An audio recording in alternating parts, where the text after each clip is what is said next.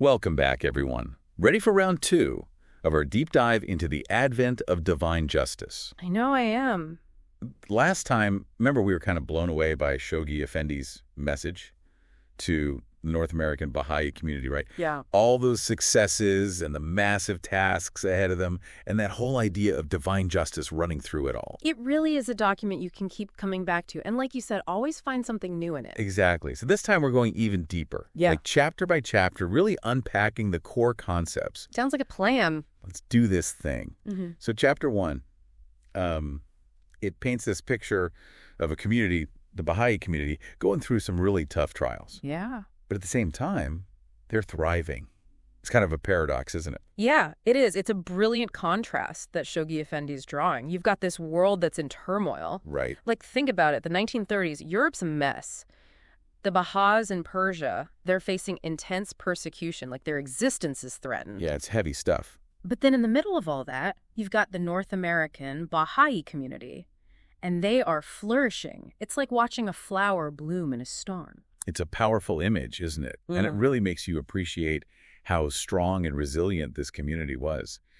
Shoghi Effendi actually presents them as like a model for Baha'is around the world, you know? I see that. He even points to all their achievements, like they established the administrative order, they build the first Mashriq-al-Adkar in the West. Oh, the Mashriq-al-Adkar, yeah. The Baha'i house of worship. It's not just a building, you know? It's like this physical representation of the Baha'i principles. Of unity, oneness. Exactly. And it's open to everyone, no matter what you believe. Right. Building it in the West was huge. It's like this symbol of the faith taking root in a new land. Absolutely. Like planting a flag and saying, we're here to stay. And then there's all the pioneering work, too. Spreading the faith to all these far-flung corners of the globe. It's amazing how much they achieve. Really is. But then Shoghi Effendi throws us a curveball. God. He says this 7-year plan, which was amazing, it was just a stepping stone. He's got that bigger picture in mind, you know?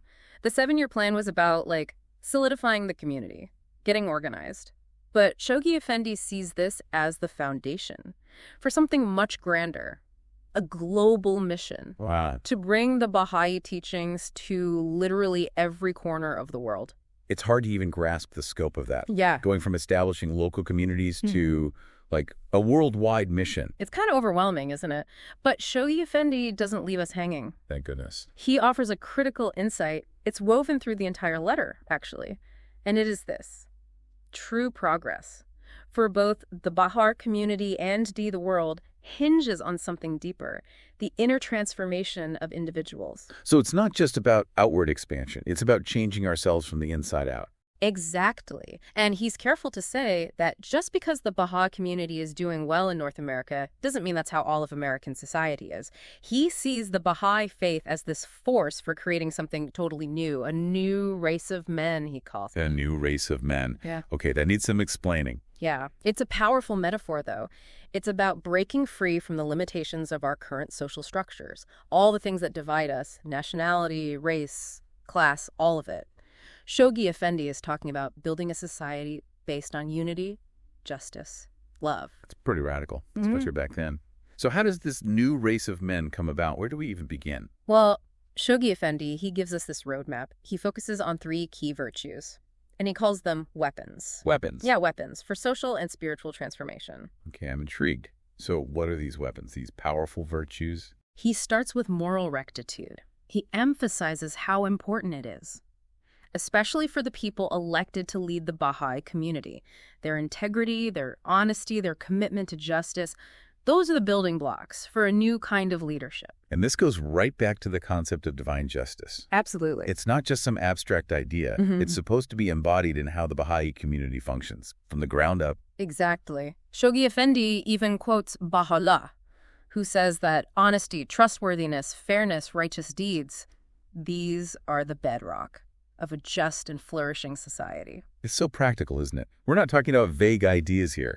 We're talking about a blueprint for ethical living, for building a society that actually works. I agree. What's the second virtue? It's chastity, living a life of purity and holiness. Okay. Now, I know that might sound a little old-fashioned today. Yeah. But remember, Shoghi Effendi was writing in the 1930s. He saw this world that was becoming more and more materialistic, driven by these fleeting desires.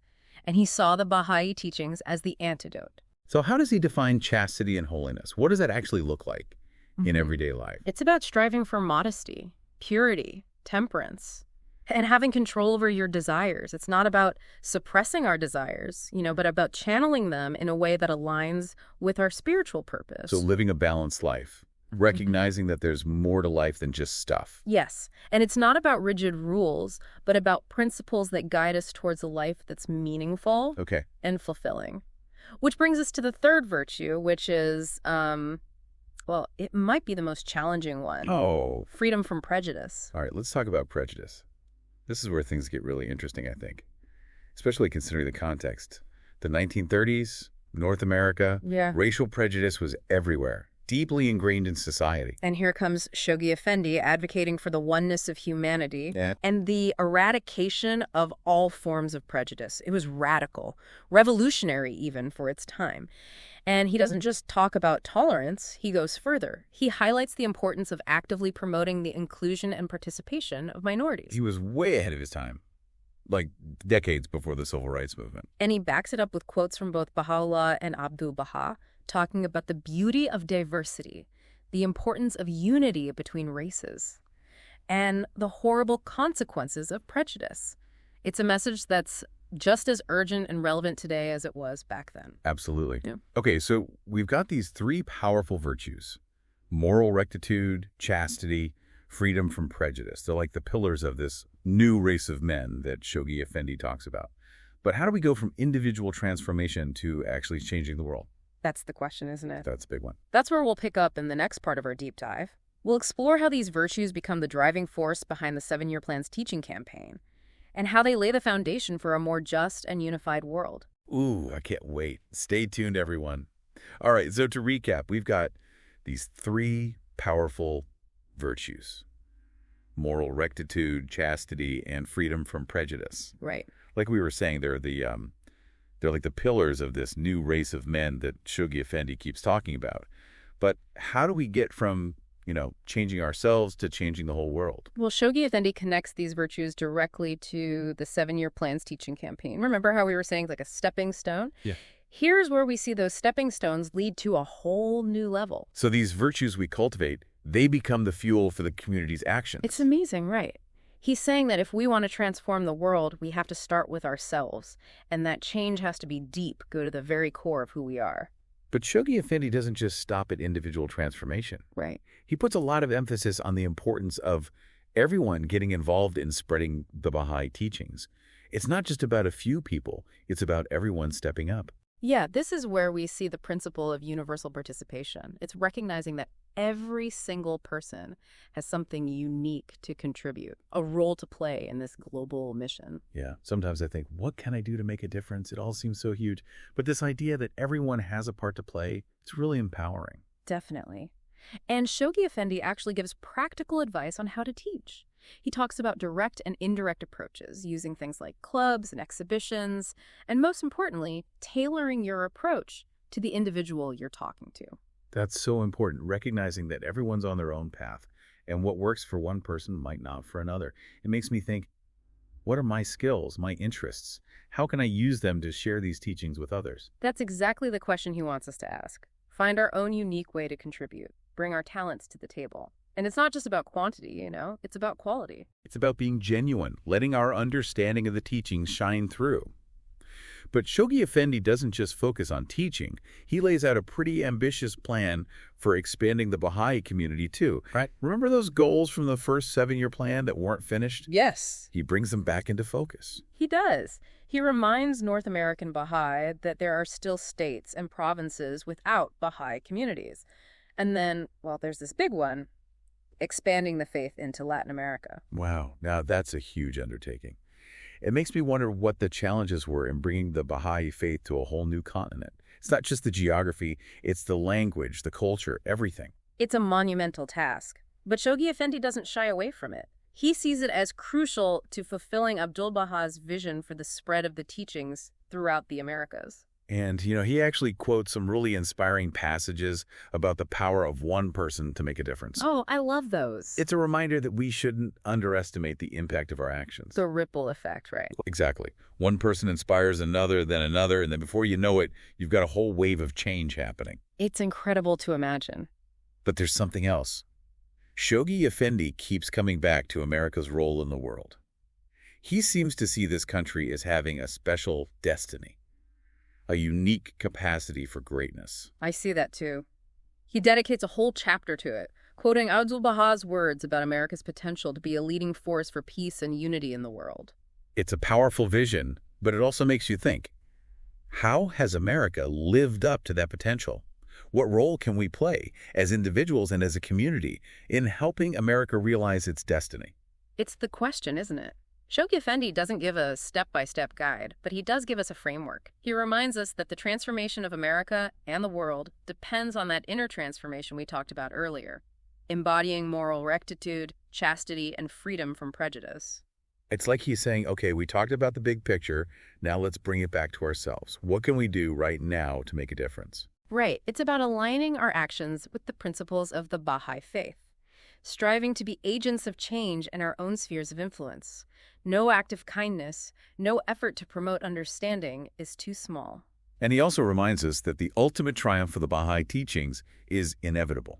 It's a process that's already underway, and we get to be a part of it. It's not about waiting for the future, it's about building a better world today. This deep dive into the advent of divine justice has been quite a journey full of insights, challenges, and a ton of inspiration. It's definitely a letter I'll keep coming back to. I agree. Shoghi Effendi has given us a roadmap, a vision of what's possible. Now it's up to us to take those next steps, to live those virtues and build a world worthy of Baha'u'llah's teachings. Okay, so we've made it to the end of our journey through the advent of divine justice. We've unpacked all these potent virtues, their connection to the 7-year plan, and America's role in all of it. What's this powerful concluding message you mentioned? Shoghi Effendi, he reminds us that we're living in extraordinary times. He calls them the latter years. And his words, they really paint a picture. Oh. He talks about this whirlwind of passions, potential storm centers, and a world contracting into a neighborhood. Wow. Those are some pretty intense images. It's kind of prophetic, don't you think? I think so. Given how interconnected the world is today, how chaotic it all feels, it's like he's warning us. Yeah. Saying that no one can escape what's happening, not even America. Right. But amidst all the turmoil, he offers this like a glimmer of hope. Okay. He reminds us that these very crises are creating the conditions for a new world order. Oh, interesting. And that this new order will be based on unity, justice, and peace. So even in the darkest times, there are forces working to bring about a brighter future. Absolutely. And he gets really specific about America's role in this process. Okay. He quotes Abdu'l-Bahá's words, calling on America to be the first nation to establish the foundation of international agreement, to proclaim the unity of mankind, and to unfurl the standard of the most great peace. That's a massive responsibility, but one that Shoghi Effendi clearly believes America is capable of, given its history and its ideals, and the potential of its people. It really makes you think, though, hasn't it? How has America lived up to this potential in the years since those words were written? And what role can we play, both as individuals and as a community, in helping America realize its destiny? It's the question, isn't it? Shoghi Effendi doesn't give us all the answers or a step-by-step plan, Right. but he does give us a framework for action. He reminds us that the transformation of America and ultimately the world depends on that inner transformation we've been talking about. Embodying those virtues, moral rectitude, chastity, freedom from prejudice. Yes. It's like he's saying, okay, enough with the big picture. What can we do right here, right now to make a difference? Exactly. It's about aligning our thoughts, our words, our actions with the principles of the Baha'i faith and striving to be agents of change in our own circles of influence. No act of kindness is too small. No effort to promote understanding is insignificant. And he leaves us with that incredibly powerful reminder that the teachings, the Baha'i teachings, they will ultimately triumph. It's inevitable. It's a process that's already happening, and we have the immense privilege of being a part of it. I love that.